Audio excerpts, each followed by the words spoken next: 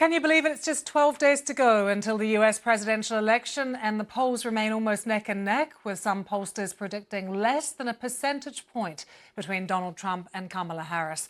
All to play for: Barack Obama, due to appear alongside Kamala Harris today at a rally in Clarkson, Georgia. That's happening this afternoon. And Donald Trump is holding a rally at the Arizona State University this evening. Well, let's talk now to Steve Harrison, who is a political reporter for WFAE, which is a radio station in North Carolina, one of the key swing states in the elections.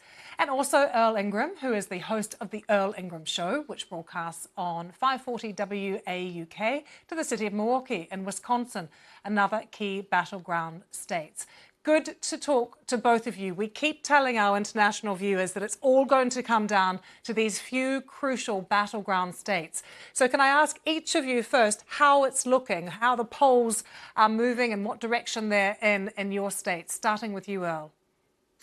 Well, you know, it's kind of hard to predict. I can tell you that the early turnout appears to be headed towards a record pace on both sides of the equation. It's hard to really predict whether those people who have turned out early are people who are going to vote anyway, or whether or not they are people who are voting for the first time.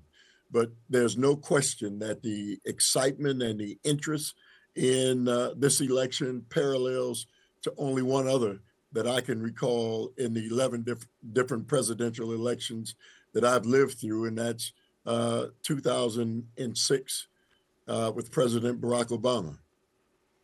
And what about you, Steve? How are things looking in North Carolina in the polls? Is there any clear direction there? No, not really. I mean, it is very close. I would say in the past couple weeks, there has been a slight movement toward Donald Trump here in North Carolina. That is kind of the default setting here in North Carolina, because only one Democrat has won this state at the presidential level since 1976. That was Barack Obama in 2008. So Republicans have kind of a built-in advantage here. It's not a big one, but they have one that exists. But even though there's been slight movement toward Donald Trump, the polls are still incredibly close, well within the margin of error. And for Donald Trump, North Carolina is an essential state to win. If he loses North Carolina, it's extremely difficult for him to win the presidency. For Kamala Harris, North Carolina is a bonus state. There are many other paths for her to win without it, but for the Republicans, it's absolutely crucial. Earl, you've slightly given away your age by revealing to us that you've watched 11 elections come and go. But I wonder if you could give us an idea of how this one particularly feels, and if the mood of voters and amongst the public is different this time round. Well, I can tell you that this one is as eerie as any election that I can recall. There are people who clearly believe that democracy as we know it will come to an end if Donald Trump wins this election. And no matter how often you hear that, you kind of stop and wonder and think, is it possible? Can it be possible that our nation can somehow be turned upside down and inside out based on the election of one man? And if that is the case, you have to ask yourself the question, how can it be repaired? If Donald Trump becomes the president of the United States, there are people who think, again, that our democracy will end. And I'll tell you, that's why it's so frightening, because we don't know, number one. We do know this much about it. Donald Trump, we know who he is. He's been there.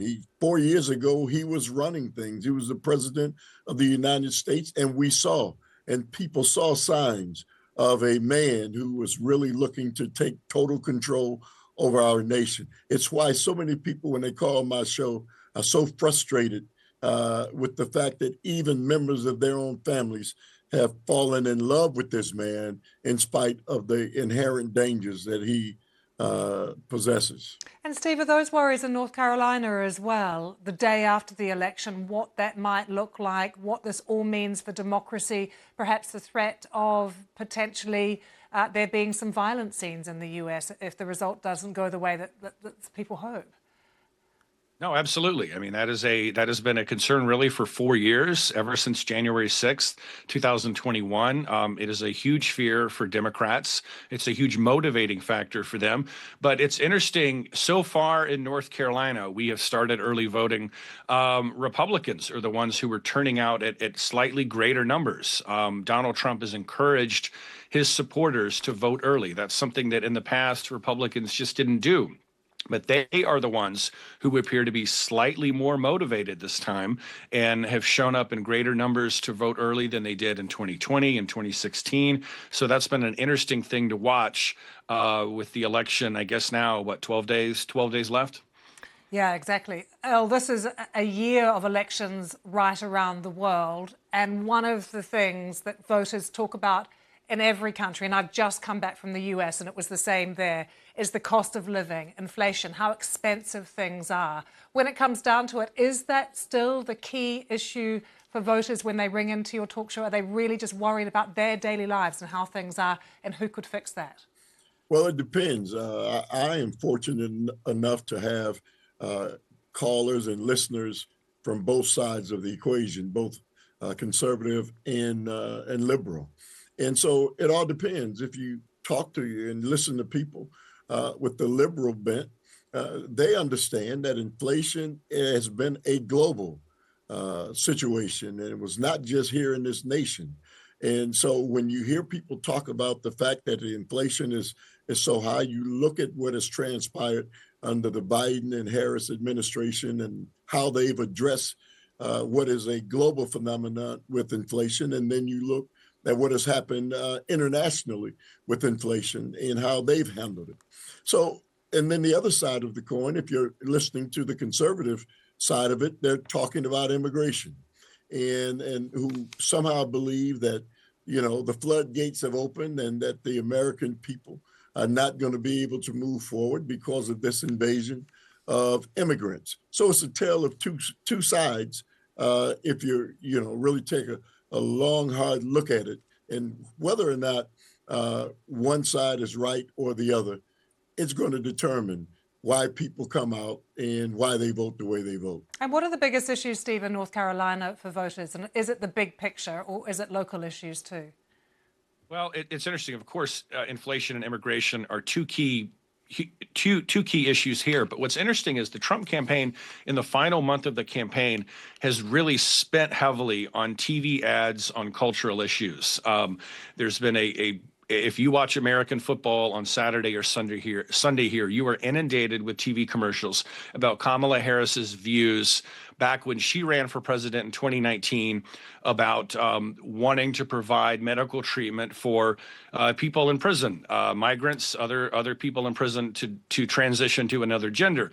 That was the position she took in 2019. The Trump campaign has been relentless on that. Commercials on that have been just constant, and they have decided that that is a winning issue for them. They haven't given up on inflation and immigration, but the main theme coming out of the Trump campaign, I would say in the past 2 or 3 weeks, has been over transgender rights. And Earl, in terms of that being an issue, but other issues that young people seem concerned about, are you getting a sense that young voters are engaged? Are they fatigued by everything they're seeing, the relentlessness of it? I mean, if you're in a swing state, it comes at you from everywhere, all of the political messaging. What are young people feeling in your state, and what are they telling you when they ring into your show? Well, I can tell you that young people have become extremely engaged once Joe Biden stepped down. Young people were really concerned about the fact that they felt like Joe Biden could not identify with them and their issues. Once Kamala Harris came into the picture, for the most part, young people have been very energized, organized in my community, and really doing things that I have not seen them do since, again, 2008 and Barack Obama.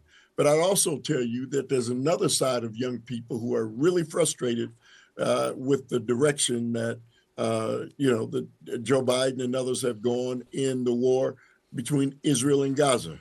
And so many young people who are kind of seeing this global phenomenon and war for the first time in their lives really frustrated with the way that's going. And I'm a little fearful that we may lose some of those young people predicated on the fact that this war continues to go forward.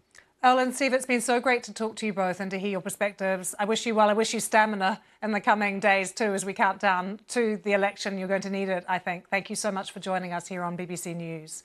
Thank you very Let's just much. remind you of how the candidates are polling. New polls arrive every day. Each one's slightly different, but if you look at the overall trend rather than the individual points, Harris does retain a small lead over Trump in the national polling averages. But as we've just been hearing, it is about those battleground states. These are the states that were close last time around and could be decisive in this election. And the polling in each one is very tight, with Kamala Harris just ahead in 3, Donald Trump slightly ahead in